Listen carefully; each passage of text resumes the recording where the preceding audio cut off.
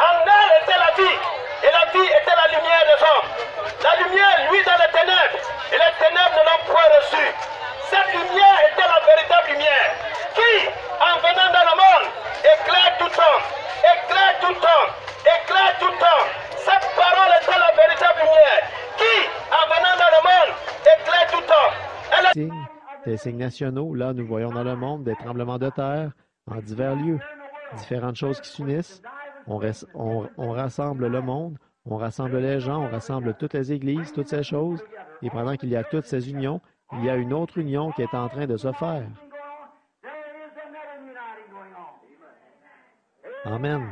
C'est là-dessus que je veux maintenant attirer votre attention. Dieu est en train d'unir son épouse. Elle s'assemble de l'Est et de l'Ouest, du Nord et du Sud. Il y a un temps d'union et c'est en train de se produire maintenant même. Elle s'unit pourquoi? L'enlèvement. Amen. Dieu est en train de la préparer. Oui, monsieur, elle s'unit. À quoi s'unit-elle? À la parole. Car tous les cieux et la terre passeront, mais ma parole ne passera jamais. Elle s'unit à l'Ainsi dit le Seigneur, malgré ce qu'en disent la dénomination ou qui que ce soit d'autre.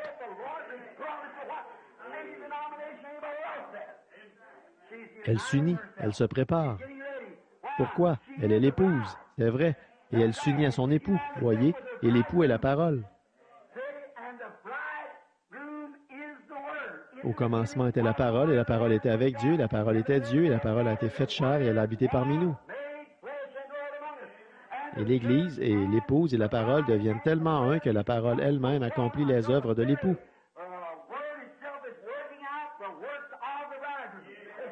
Amen. Le voyez-vous? Une union. Ce n'est plus adhérer à l'Église, ce n'est plus telle chose, mais fuyez tout et attachez-vous à Jésus-Christ. Voyez, c'est le temps de l'union. Dieu réunit son épouse. Il restaure cela parfaitement. Il unit les paroles de sa promesse. 2 Thessaloniciens chapitre 2, il y est dit, au chapitre 5, il est dit, « Les saints qui dorment dans la poussière de la terre se réveilleront, et alors nous nous unirons avec eux. Les vivants avec ceux qui sont morts, nous nous unirons avant même d'arriver là-haut, parce que l'épouse sera au complet quand elle arrivera là-bas. » Ceux qui sont vivants, ils sont en train de s'unir à la parole, et ceux qui sont partis l'ont déjà fait. Et tout cela s'assemble pour former une grande union, l'union qui se fait avant de monter là-haut. Amen.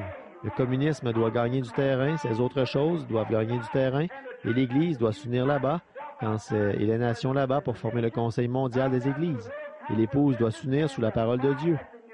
Pour accomplir cela, Dieu a envoyé le signe céleste et ces choses qui sont des preuves pour l'Église comme il l'a fait pour la nation. Amen. Dieu, le temps de l'union.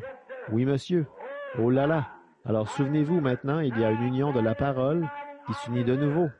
Une restauration de la foi qui a été transmise au sein une fois pour toutes. Une restauration.